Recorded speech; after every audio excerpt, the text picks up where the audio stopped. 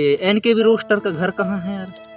एनकेबी roster जो मंडला जिले का कॉमेडियन है ना, उनका घर। अरे यार हम ढूंढते ढूंढते थक गए हैं यार, कहाँ है? अब ना कैसे करके बताओ, इंग्लिश में ही बताने की कोशिश करता हूँ एक बार जरा। वे आर गोइंग जंगल की जंगल की तो लोग कुछ समझ में आई?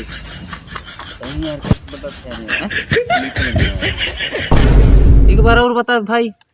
भैया तुम कहाँ से आया? हम तो चाबी करने से आए ना।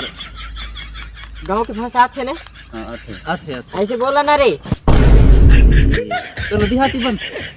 अरे मैं तुम्हारा दाढ़ी मूछे ला देख के मोला ऐसे लगत रहा है हाँ कि तुम चीन वीन से आया। अच्छा हाँ, तो घर कते हवे बोला तनक अच्छा से बताने हम लोग। कौन के रे?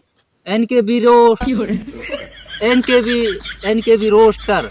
हमारे गांव में लौंडिया बाज हवे बस।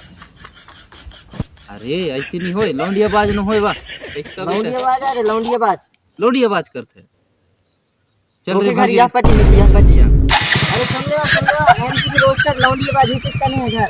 एनकेबी रोस्टर लौंडिया बाज। हाँ वो भी किसका नहीं है घर। अच्छा धन्यवाद भाई, धन्यवाद। हो जाना राजी रे।